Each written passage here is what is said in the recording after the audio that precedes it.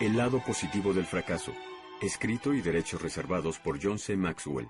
Este audiolibro abreviado fue publicado por Grupo Nelson, una división de Thomas Nelson Publishers, Nashville, Tennessee. John C. Maxwell. El lado positivo del fracaso. Capítulo 1. ¿Cuál es la mayor diferencia entre la gente que triunfa y la mediocre? ¿Qué es lo que destaca a los vencedores? ¿Por qué algunas personas alcanzan alturas envidiables en tanto que otras caen estrepitosamente? Llámelo suerte, bendición, el toque del rey Midas, o como quiera. Pero la verdad es que algunas personas parecen alcanzar cosas increíbles a pesar de lo difíciles que parezcan. No importa la clase de trabajo que hagan, donde quiera que estén, pareciera que con su sola presencia hacen realidad cualquier cosa. Sin duda que a todos nos gusta pensar que estamos por encima del promedio. Pero los triunfadores parecen dejar el promedio en el polvo. ¿Qué hace la diferencia? ¿Por qué a algunas personas les va tan bien? ¿Será por el trasfondo familiar? Crecer en una buena familia es algo por lo que cualquiera debería sentirse agradecido, pero no es un indicador confiable de ser la razón para el éxito. Un alto porcentaje de las personas exitosas viene de hogares destruidos. ¿La riqueza? No. Algunos de los hombres y mujeres de mayor éxito vienen de la clase media y de la clase media baja.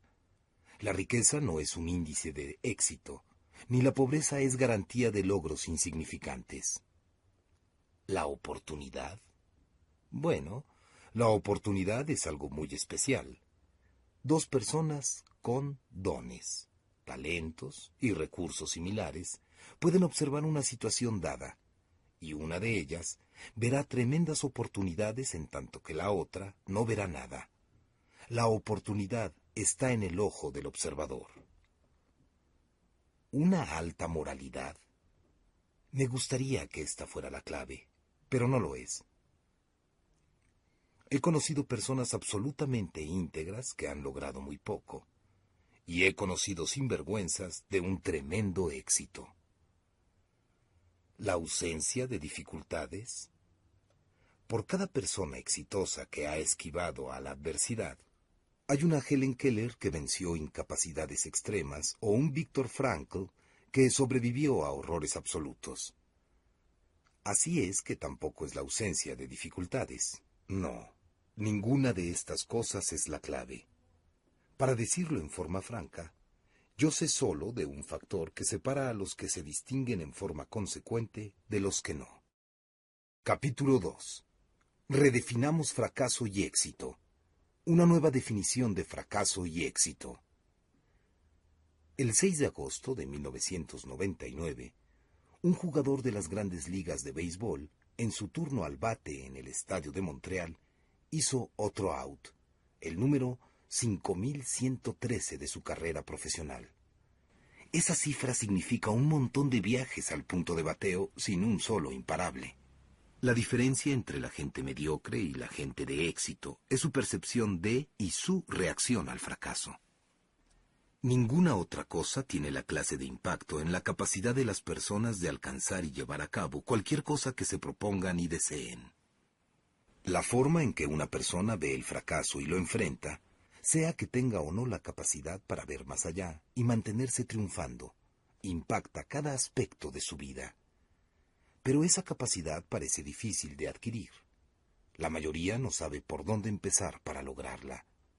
No siempre he podido transformar mis fracasos en victorias, porque no siempre he estado adecuadamente preparado para hacerlo.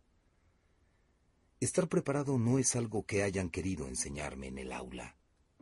Echemos una mirada a mis anteriores actitudes hacia el fracaso, y veamos si su experiencia es la misma a la mía. Primero, tenía miedo de fracasar. Una experiencia que tuve en la universidad, junto con la forma que reaccioné a ella, es típica de lo que muchos estudiantes enfrentan. El primer día de mi primer año en la universidad, el profesor entró a la clase de Historia de las Civilizaciones y con energía dijo: La mitad de ustedes no aprobará esta clase. ¿Cuál fue mi primera reacción? Miedo. Hasta entonces, nunca había tenido un fracaso en mis estudios, y no quería empezar ahora.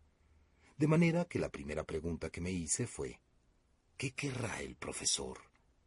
La universidad se transformó en un juego que yo quería ganar. Recuerdo que una vez memoricé 83 fechas para un examen porque mi profesor creía que si se podían citar fechas era porque la materia se dominaba.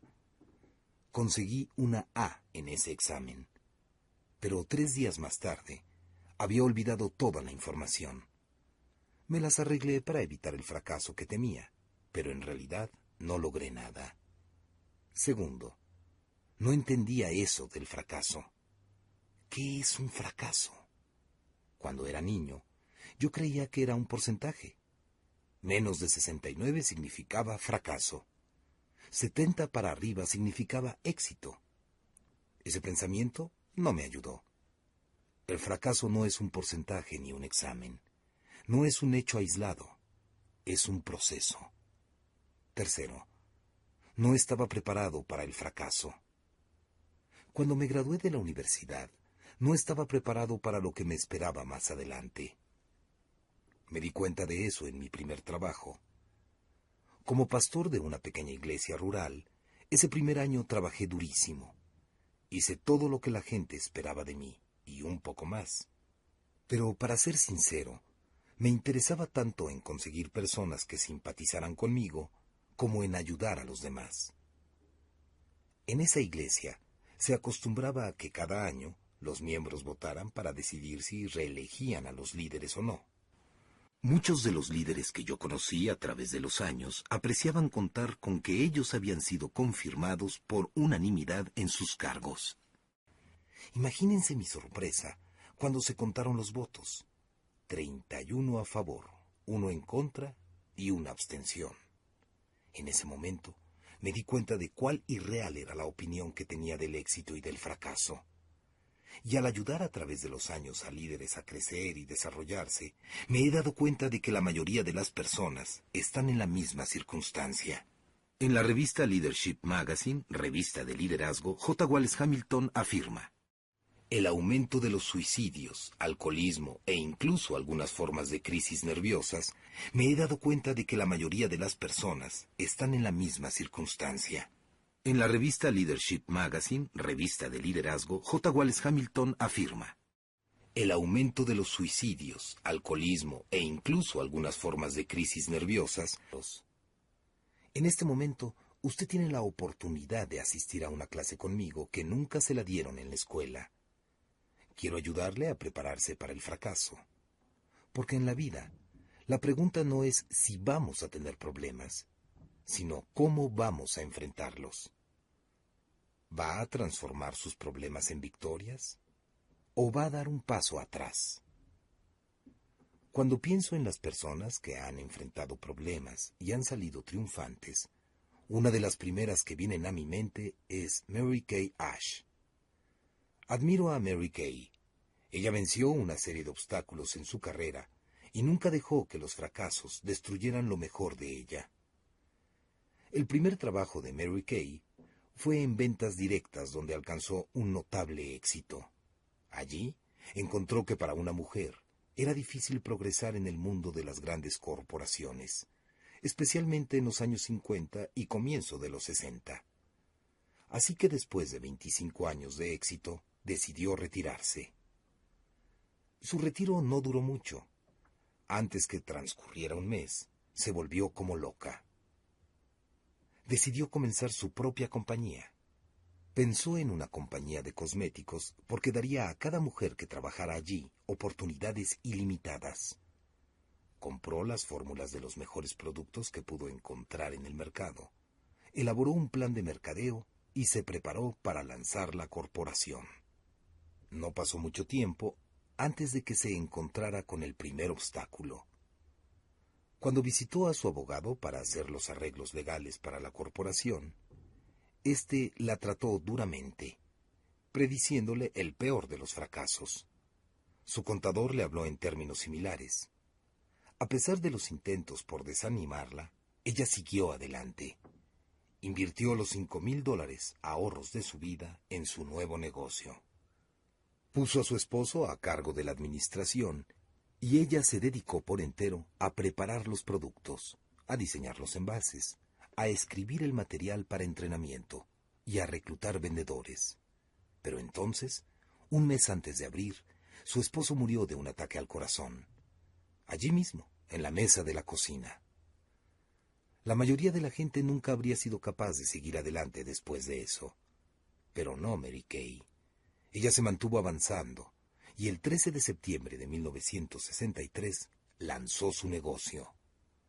Hoy día, la compañía tiene más de 1,000 millones de ventas al año, emplea a 3,500 personas y capacita a 500,000 representantes en 29 mercados a través del mundo en el campo de las ventas directas. Mary Kay ha recibido casi todos los trofeos y premios que un empresario pudiera soñar. A pesar de las circunstancias adversas, los obstáculos y las desgracias, ella salió adelante. Yo no sé qué obstáculos está enfrentando usted en su vida estos días, pero los que sean, no importa. Lo que sí importa es que su vida puede cambiar si está dispuesto a ver los fracasos en forma diferente. Usted tiene el potencial para vencer cualquier problema, error o desgracia. Todo lo que tiene que hacer es aprender a ver los fracasos como victorias potenciales. Si está listo para hacer eso, vuelva a la página y sigamos. ¿Se desanimó el jugador aquella noche? No. Fíjese en esto. Antes, en el mismo juego, en su primera aparición en el parque, ese jugador alcanzó una marca que solo 21 otros jugadores en la historia del béisbol habían logrado. Había completado la cifra de 3,000 imparables. Ese jugador fue Tony Gwynn, de los Padres de San Diego. Durante aquel juego, Tony consiguió en 5 intentos conectar 4 imparables. Pero eso no es usual en él. Por lo general, él no logra un imparable en 2 de cada 3 intentos. Es posible que estos resultados no parezcan muy espectaculares, pero si usted sabe de béisbol, tendrá que reconocer que la habilidad de Tony para triunfar consecuentemente solo una vez en 3 intentos ha hecho de él el más grande creador de imparables en su generación. Y Tony sabe que para pegarle a la bola hay que errar muchas veces. Uno de los más grandes problemas que la gente tiene respecto del fracaso es que juzga demasiado apresuradamente situaciones aisladas en su vida y las clasifica como fracasos. En lugar de hacer eso, deberían mantener en mente el cuadro completo de cada situación. Alguien como Tony Gwynn no piensa que un out que haga es un fracaso. Él ve el out en el contexto general del juego. Su perspectiva lo lleva a perseverar. Su perseverancia le da longevidad y la longevidad le ofrece oportunidades para tener éxito. Cambiar su perspectiva del fracaso le ayudará a perseverar para finalmente alcanzar lo que desea. Entonces, ¿cómo va a juzgar el fracaso? Déjeme comenzar echando una mirada a 7 cosas que el fracaso no es. Primero, la gente cree que el fracaso se puede evitar, y no se puede. Seguramente usted ha oído aquello de errar es humano, perdonar es divino, que Alexander Pope escribió hace más de 250 años. Lo que él estaba haciendo era nada más que parafraseando un dicho que era muy común 2000 años antes durante el tiempo de los romanos. Hoy las cosas son muy parecidas a como eran en aquel tiempo. Si usted es un ser humano, va a cometer errores. Segundo, la gente cree que fallar es el resultado de algo, y no lo es. Cuando estaba en mi época de crecimiento, creía que el fracaso venía en un momento. El mejor ejemplo que puedo recordar para ilustrar esto es cuando hacemos un examen. Si usted obtiene una F, eso significa que fracasó. Pero con el tiempo me he convencido que el fracaso es un proceso. Si usted falla en un examen, eso no significa que falló en un resultado una sola vez. La F, muestra que usted falló en el proceso que habría de desembocar en el examen. En 1997, escribí un libro titulado El mapa para alcanzar el éxito. La tesis del libro es que el éxito no es un destino, un lugar al cual se va a llegar algún día. El éxito es un viaje que usted inicia, y el éxito se va alcanzando según lo que usted haga día tras día. En otras palabras, el éxito es un proceso. El fracaso actúa de la misma manera. No es un lugar al que se llega. Como el éxito, no es un resultado ni es un fracaso. Es cómo usted enfrenta la vida a lo largo del camino. Nadie puede decir que ha fracasado mientras no exhale el último suspiro. Hasta ese momento, todavía estará en proceso, y aún no se habrá dicho la última palabra. Tercero, la gente cree que el fracaso es objetivo y no lo es. Cuando usted se equivoca, ¿qué determina que tal acción fue un fracaso? La respuesta es que usted es la única persona que puede realmente decidir que ha fracasado. Esto es algo subjetivo. Su percepción y la forma en que reacciona ante sus errores determinan si sus acciones son o no un fracaso. Cuarto, la gente cree que el fracaso es un enemigo y no lo es. La mayoría de la gente trata de evitar los fracasos como se evita una plaga. Le temen, pero de la adversidad es que surgen los éxitos. El entrenador de básquetbol de la NBA, Rick Pitino, lo dijo aún más enfáticamente. Es bueno fracasar porque el fracaso es como el fertilizante. Todo lo que he aprendido sobre cómo dirigir un equipo lo he aprendido cometiendo errores. Quinto, la gente cree que fallar es algo irreversible, y no lo es. En Texas hay un viejo proverbio que dice: no importa cuánta leche derrames, lo que importa es no perder la vaca. En otras palabras, los errores no son irreversibles. Hay que mantener la perspectiva. Los problemas vienen cuando uno solo ve la leche que derrama y no el cuadro completo. La gente que ve sus errores en forma correcta se aprovecha de ellos. Sexto, la gente cree que el fracaso es un estigma y no lo es. Los errores no son una marca permanente. Me gusta la perspectiva del fallecido senador Sam Ervin Jr., quien decía: tanto la derrota como la victoria sirven para remecer el alma y dejar la gloria afuera. Así es como tenemos que ver al fracaso. Cuando cometa errores, no deje que eso lo desmoralice, y no piense en ellos como un estigma. Haga de cada fracaso un peldaño de la escalera que lleva al éxito. Séptimo, la gente cree que después del fracaso ya no hay más, y no es así.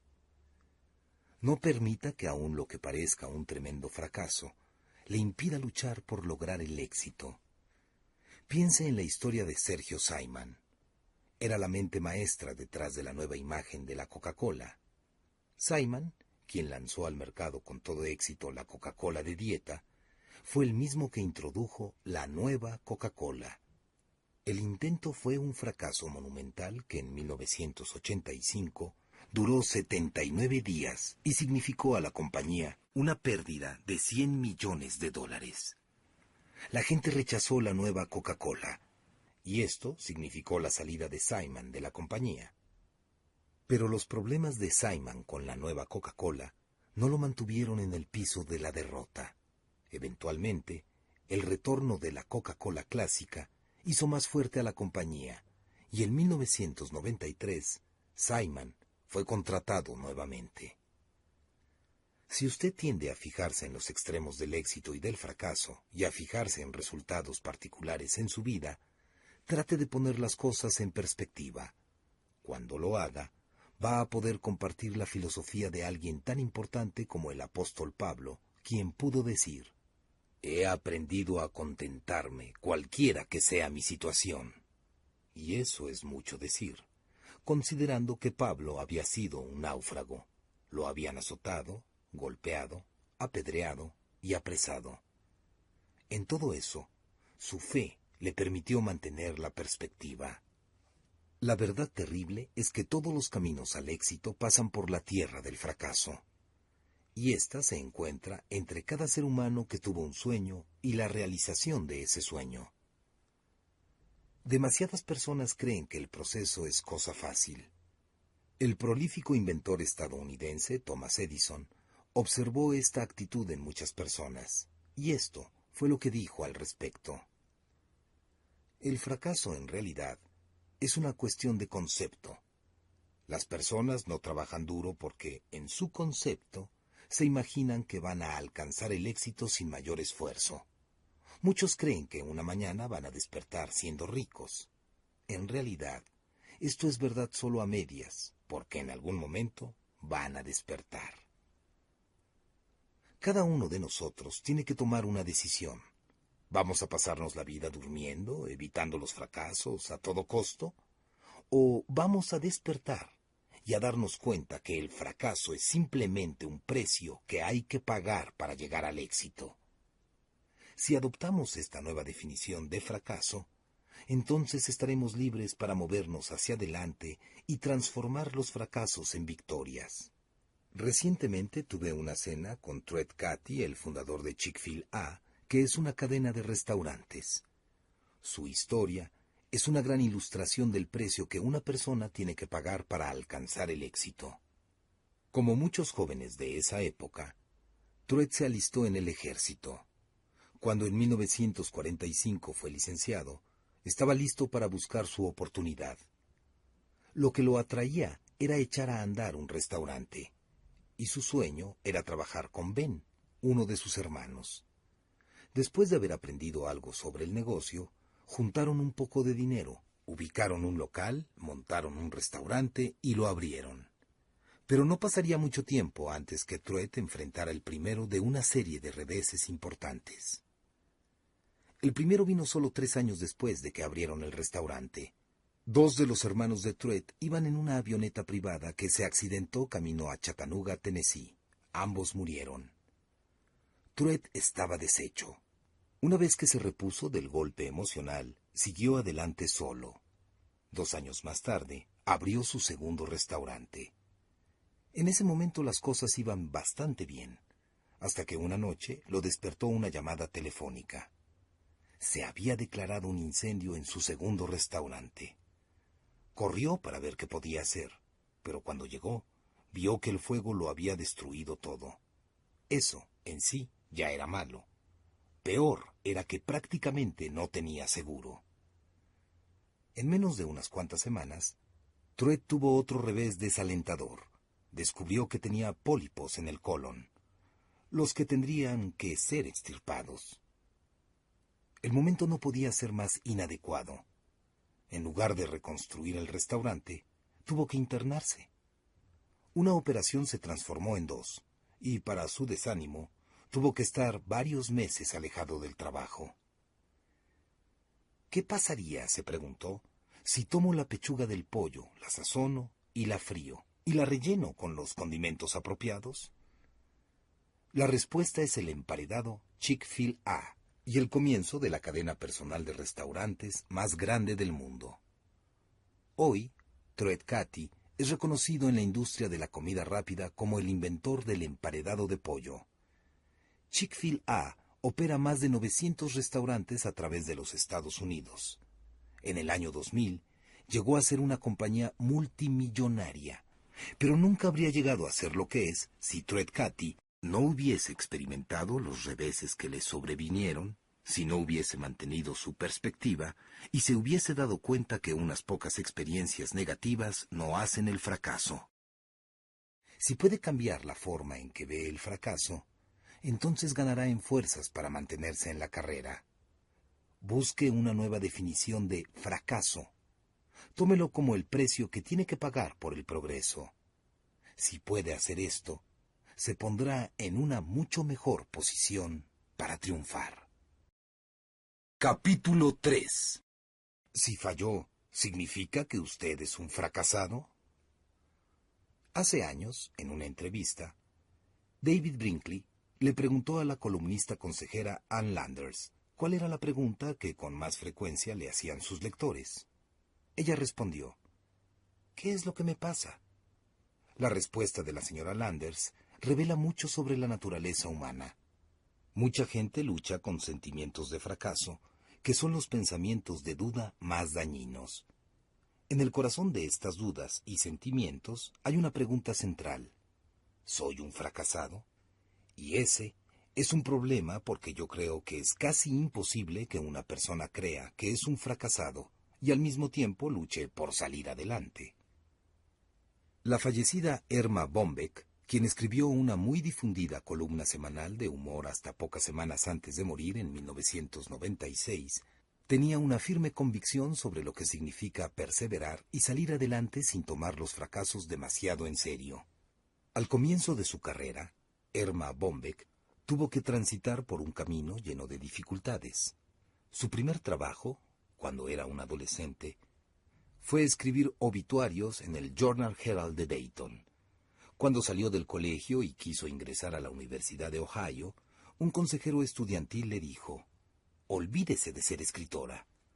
Ella rechazó ese consejo. Más tarde se pasó a la Universidad de Dayton, donde en 1949 se graduó en inglés. Poco después, empezó a trabajar como escritora para la columna de defunciones de la página femenina.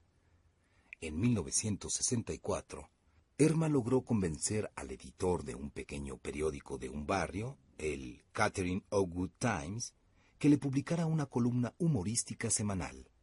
Aquella columna le abrió otra puerta.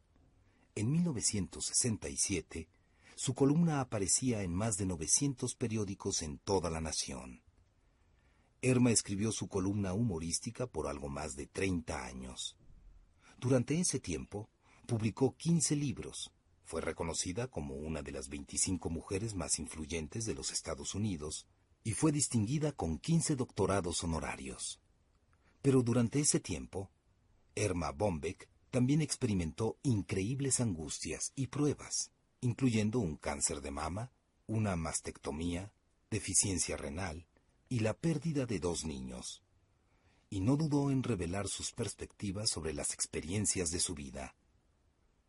Lo que usted tiene que decir es: no soy un fracasado, solo fracasé al intentar hacer algo. Hay una gran diferencia entre una cosa y otra. Personalmente, y para ser sincera, ha sido un camino duro. He sepultado bebés, he perdido a mis padres, he tenido cáncer y me he preocupado de los niños. El secreto es ponerlo todo en perspectiva, y eso es lo que yo hago. Esa fue la actitud que tuvo Erma Bombeck mientras vivió. Se mantuvo avanzando y escribiendo a pesar de los desalientos, el dolor. Cada persona de éxito es alguien que falló, pero nunca se consideró un fracasado. Por ejemplo, a Wolfgang Amadeus Mozart, uno de los más grandes genios musicales, el emperador Ferdinando le dijo que su ópera, Las bodas de Fígaro, era demasiado ruidosa y que tenía demasiadas notas. El pintor Vincent van Gogh, cuyos cuadros alcanzan actualmente cifras astronómicas cuando se ponen a la venta, durante toda su vida vendió solo un cuadro. Thomas Edison, el más prolífico inventor en la historia, era considerado cuando joven alguien imposible de aprender nada. Y a Albert Einstein, el más grande pensador de nuestro tiempo, un maestro de Múnich le dijo que nunca llegaría muy arriba. Creo que no es exagerado decir que a todos los grandes hombres de éxito se les han dado múltiples razones para creer que han sido unos fracasados. Pero, a pesar de eso, han perseverado. Frente a la adversidad, el rechazo y los errores, siguen creyendo en sí mismos y rehúsan considerarse unos fracasados. Estas son 7 habilidades que tienen los triunfadores y que los capacitan para no dejarse vencer por los errores que cometen, sino que los hacen seguir hacia adelante. Primero, los triunfadores rechazan el rechazo. El escritor James Allen dice: Una persona es literalmente lo que piensa. Su carácter es la suma de todo su pensamiento. Esto es por qué es tan importante pensar en la forma correcta. La gente que no se rinde se mantiene probando, porque no basa su autoestima en lo que realiza. En lugar de eso, tienen una imagen propia basada en lo interior. En lugar de decir, soy un fracasado, dicen, fallé esta vez, o cometí un error. Para mantener la perspectiva correcta, asuma la responsabilidad por sus actos, pero no tome sus fracasos como cosa personal. Segundo, los triunfadores ven el fracaso como algo temporal. Por ejemplo, tomemos el caso del presidente Harry S. Truman. En 1922 tenía 38 años, estaba lleno de deudas y no tenía trabajo. En 1945, era el líder más poderoso del mundo libre, ocupando la oficina más importante sobre la faz de la Tierra. Si hubiese visto su fracaso como algo permanente, se habría quedado donde estaba y jamás habría podido mantenerse probando y creyendo en su potencial. Tercero, los triunfadores ven los fracasos como acontecimientos aislados. Cuando los triunfadores fallan, ven el fracaso como algo temporal, no como un mal para toda la vida. No es una cosa personal. Si usted quiere triunfar, no permita que un incidente aislado afecte la opinión que usted tiene de sí mismo. Cuarto, los triunfadores son realistas en lo que esperan. Ilustra bien este punto algo que ocurrió en el juego que inauguró la temporada de béisbol en el año 1954. El juego era entre los Bravos de Milwaukee y los Rojos de Cincinnati. Por cada equipo hacía su debut en Grandes Ligas un novato. El novato que jugaba por los Rojos impulsó 4 dobles y ayudó a su equipo a ganar por 9 carreras a 8. El novato de los Bravos quedó 0-5. El jugador de los Rojos era Jim Greengrass, un nombre que quizá no haya vuelto a escuchar. El otro nombre, del jugador que no logró nada en aquel juego, posiblemente le resulte más familiar. Se trata de Hank Aaron. Si las expectativas de Aaron en aquel primer juego hubiesen sido exageradas, ¿quién sabe qué habría sido de él como beisbolista? Sin duda que su actuación de aquel día no le produjo ninguna satisfacción, pero él no pensó que había fracasado. No se daría por derrotado fácilmente. Quinto, los triunfadores se concentran en lo que pueden hacer. Otra manera en que los vencedores evitan personalizar sus fracasos es poner su atención en sus capacidades. Bob Butera, expresidente del equipo de hockey, los Diablos, de Nueva Jersey, respondió así a una pregunta que le hicieron sobre qué es lo que hace un vencedor. Lo que distingue a un vencedor de un perdedor es que el vencedor se concentra todo el tiempo en lo que puede hacer, no en lo que no puede hacer. Si una debilidad es cuestión de carácter, hay que prestarle mucha atención. Concéntrese en eso hasta que la supere. Lo mejor para transformar los fracasos en victorias es desarrollar y maximizar las capacidades personales. Sexto, los triunfadores varían las estrategias. En The Psychology of Achievement, la psicología del logro, Brian Tracy escribe acerca de 4 millonarios que hicieron su fortuna a los 35 años de edad.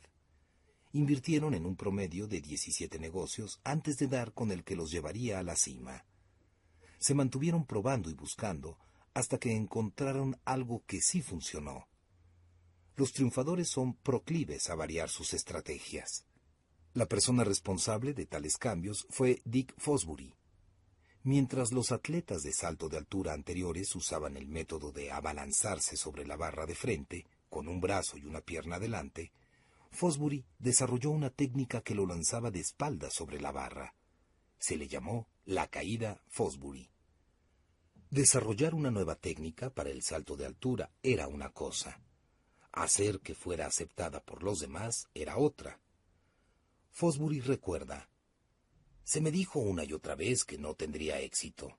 Todo lo que yo hacía era sonreír y decir, ya lo veremos. Y la gente lo vio. En 1968, Fosbury ganó la medalla de oro en los Juegos Olímpicos de México, superando la marca olímpica anterior y estableciendo una nueva marca mundial. Desde entonces, casi todos los grandes saltadores del mundo usan su técnica. Para lograr sus metas, Fosbury cambió su estrategia para el salto de altura y con ello no permitió que la gente se refiriera a él como un fracasado. Séptimo, los triunfadores siempre insisten. La psicóloga Simone Carothers dice: la vida es una serie de resultados. A veces el resultado es lo que uno quiere, grandioso. Piense en lo que hizo bien. A veces el resultado es lo que usted no quería, grandioso. Piense en lo que hizo y que no volverá a hacer. Esa es la clave para intentarlo de nuevo. Esa es la fórmula para que usted no se considere un fracasado. Una de las mejores historias que he oído de alguien que rehusó tomar un fracaso como cosa personal es la de Daniel Rudy. El primero de 14 hijos en una pobre familia obrera, Rudy amaba los deportes y creía que eso podría permitirle salir de Joliet, Illinois. Su corazón era mucho más grande que su físico. Era lento y con su 1,5 metros de alto y sus 85 kilogramos, no tenía exactamente lo que se requería para ser un buen jugador. Cuando estaba en el último año del bachillerato, empezó a soñar con matricularse en la Universidad de Notre Dame y jugar fútbol allí, pero sus notas eran menos prometedoras que su físico. En los siguientes años, Rudy cambió su interés de una cosa a otra. A pesar de las críticas de su familia, sus amigos y compañeros de trabajo, estaba más decidido que nunca a llegar a Notre Dame. Sabía que no era un fracasado, de modo que buscó la manera de alcanzar su sueño. Eventualmente, Rudy renunció a su trabajo. Se mudó a South Bend y se las arregló para ingresar al colegio universitario Holy Cross, que estaba afiliado a la universidad. Asistió al colegio universitario durante 2 años, logrando un promedio por semestre de 4,0 antes que fuera aceptado en Notre Dame. A los 26 años entró a la universidad de sus sueños, 8 años después de graduarse de bachillerato. Le quedaban 2 años para aspirar a ser un jugador, y se lanzó a intentarlo. Empezó desde la posición más baja, pero trabajó con todo su empeño. Después de 1 año, empezó a escalar hasta llegar a la cumbre. Su último año trabajó duro nuevamente. Y en el juego final de la temporada final, Rudy cumplió su sueño de jugar por la Universidad de Notre Dame. En la película, Rudy Rettiger hace una sola jugada al final del partido. Pero eso no fue lo que ocurrió en realidad. En la vida real, dice Rudy, tuve 2 oportunidades. En la primera jugada no llegué a tiempo. Estaba tan ansioso que fallé. Pero de nuevo, Rudy no dejó que su fracaso hiciera de él un fracasado. Estaba decidido a transformar el fracaso en victoria.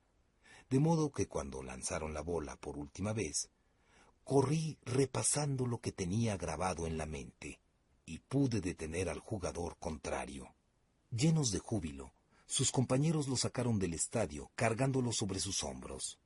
Rudy dice que esta ha sido la única vez que le ocurre algo así a un jugador del equipo de fútbol de Notre Dame. Y eso es lo grande en la historia de Rudy. Él no tiene las habilidades atléticas de un Michael Jordan, ni el genio de un Mozart, de un Van Gogh, un Edison o un Einstein. Es una persona común y corriente, como usted y como yo. La única razón para que sea un triunfador en lugar de una persona del montón es que se negó a dejar que los fracasos lo abatieran. Aprendió que sin importar las veces que fracase, nada de eso puede hacer de usted un fracasado. Capítulo 4. Usted es demasiado viejo para llorar, pero duele demasiado como para reír. Todos hemos oído de los hermanos Wright, pero lo que quizá usted no sepa es que antes de ese día, los Wright, desconocidos y sin educación universitaria, no eran de ninguna manera líderes en la aviación. Eran personas en las que nadie se fijaba mientras otra persona trataba de poner el primer aeroplano en el aire. Su nombre era Dr. Samuel P. Langley. Langley era un tremendo pensador, científico e inventor. Había publicado varios libros importantes sobre la aerodinámica y tenía la visión de lograr que el hombre volara. En 1898, Langley solicitó del Departamento de Guerra de los Estados Unidos fondos para diseñar y construir un aeroplano que pudiera llevar a un hombre a bordo. Le dieron $50,000, una cantidad importante para aquel tiempo. Su éxito parecía inevitable. El 8 de octubre de 1903, Langley esperaba que sus años de trabajo rindieran sus frutos. Con periodistas y curiosos como testigos, Charles Manley, vistiendo una chaqueta acolchonada, caminó a grandes zancadas por la cubierta de una casa flotante modificada y saltó al asiento del piloto de una nave llamada el Great Aerodrome. El aparato motorizado fue instalado sobre una especie de catapulta especialmente construida y diseñada para dar el impulso inicial al aeródromo. Pero cuando intentaron su lanzamiento, parte del aeródromo quedó enganchado en la plataforma, y el biplano se hundió en más de 5 metros de agua a menos de 40 metros de la casa flotante. Al principio, Langley no dejó que el fracaso o las críticas que lo acompañaron lo desalentaran. 8 semanas más tarde, en el mes de diciembre, él y Manley estaban listos para intentarlo de nuevo. Habían hecho numerosas modificaciones al aeródromo y una vez más Manley saltó a la cabina desde la cubierta de la casa flotante, listo para hacer historia. Pero como la vez anterior, se produjo un desastre. Esta vez el cable que afirmaba las alas se rompió al momento que el aeroplano era lanzado. Este quedó atascado de nuevo en el riel de lanzamiento, y la inercia lo hizo sumergirse en el río. Manley estuvo a punto de perder la vida. De nuevo las críticas fueron terribles. A su Great Aerodrome le pusieron la locura de Langley, y Langley mismo fue acusado de malgastar los fondos públicos. El New York Times comentó: «Esperamos que el profesor Langley no seguirá poniendo su sustancial grandeza como científico en continuar malgastando su tiempo y el dinero envuelto en más experimentos con aeronaves». No siguió. Más tarde, Langley diría: «He logrado lo que me proponía, demostrar lo práctico de los vuelos mecánicos». Solo días más tarde, Orville y Wilbur Wright, sin educación, desconocidos y sin recursos, volaron sobre las dunas arenosas de Carolina del Norte. Su Kitty Hawk. Lo que le pasó a Samuel Langley ocurre en la vida de demasiadas personas en el día de hoy. Dejan que los fracasos afecten emocionalmente lo mejor de ellos y les impiden seguir esforzándose por alcanzar sus sueños. Digámoslo de una vez, el fracaso puede ser muy doloroso, a veces física y con más frecuencia emocionalmente. Ver irse al suelo parte de su visión realmente duele. Y si por sobre eso la gente lo ridiculiza, usted se sentirá aún peor. Así es como muchas personas se quedan atrapadas en el ciclo del miedo. Si el miedo lo vence a usted, es casi imposible transformar los fracasos en triunfos. La inacción que resulta cuando las personas caen en el ciclo del temor toma diversas formas. A continuación, 3 de las más comunes que he observado. Primero, parálisis.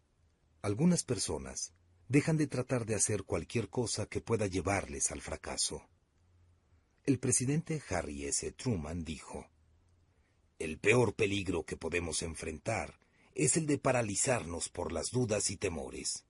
La gente cuyo miedo los paraliza renuncia a toda esperanza de salir adelante». Segundo, aplazamiento. Otras personas mantienen la esperanza de superar los fracasos, pero nunca se deciden a hacerlo. El aplazamiento le roba a la persona su tiempo, su productividad y su potencial. Como dijo el presidente John F. Kennedy, todo plan de acción tiene sus riesgos y su costo, pero no tienen punto de comparación con los riesgos y costos de una cómoda inacción. El aplazamiento es un precio demasiado alto a pagar por el temor al fracaso. Tercero, falta de propósito. Tom Peters, coautor de En busca de la excelencia, dice que no hay nada más útil que alguien que llega al final del día y se felicita, diciendo: «Bien, pasé el día sin ningún contratiempo». Es lo que hacen muchas personas que le tienen miedo al fracaso. En lugar de ir tras objetivos dignos, evitan el dolor de cometer errores. En medio de ese transcurrir, pierden de vista cualquier sentido de propósito que alguna vez pudieron haber tenido.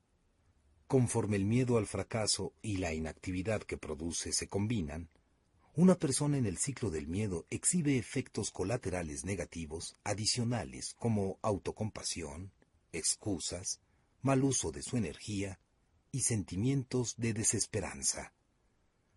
Muchas personas no pueden superar el miedo porque se enfocan en aspectos equivocados.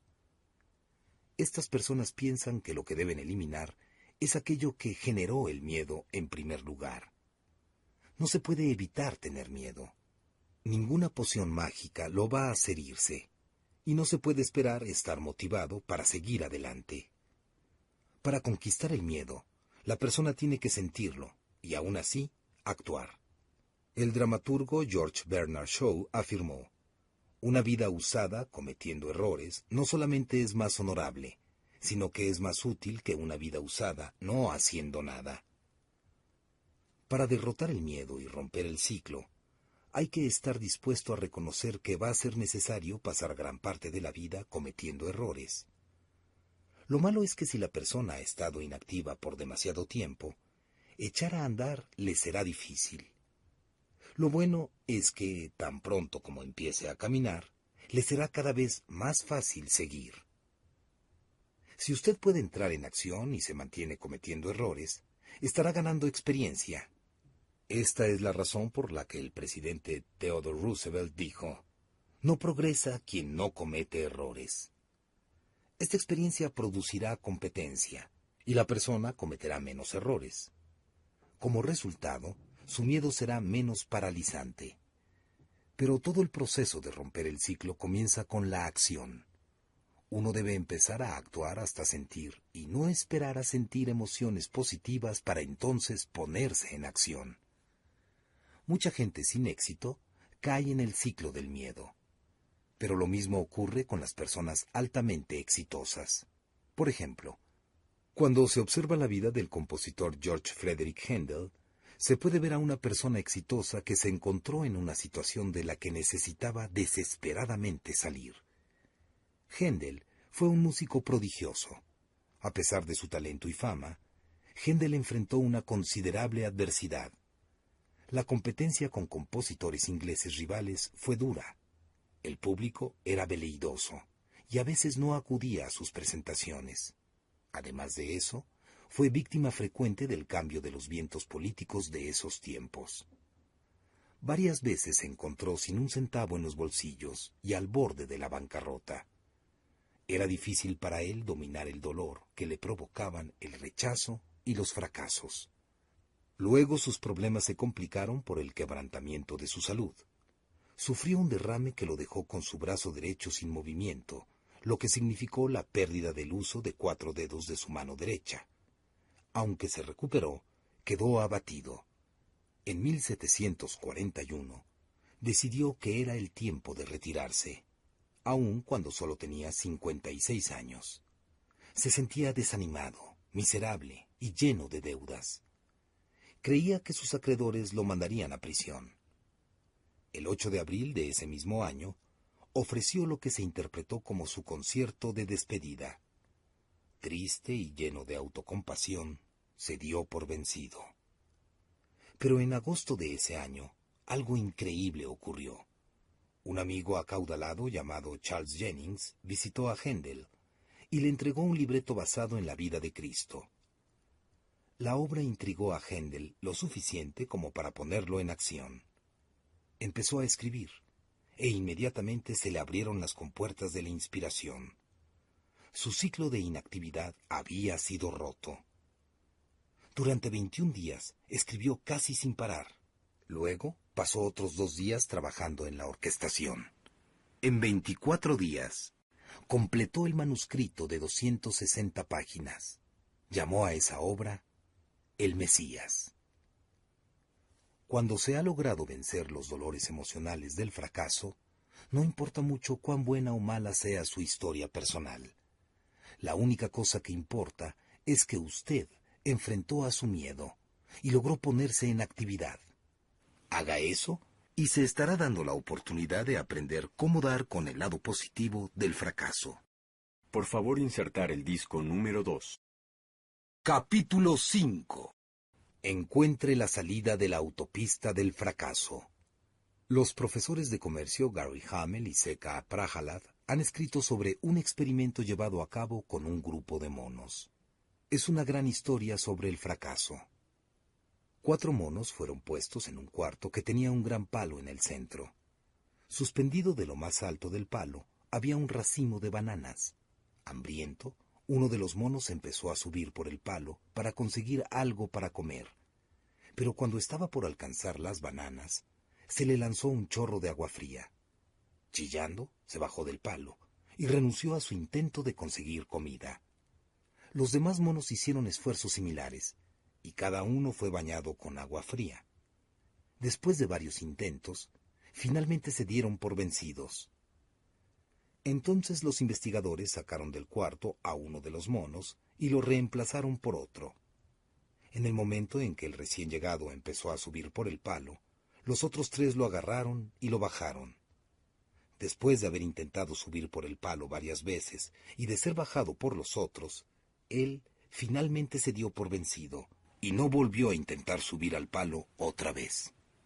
Los investigadores reemplazaron a los 3 monos originales, uno por uno, y cada vez ponían un mono nuevo, el que sería bajado del palo por los otros antes que pudiera llegar a las bananas.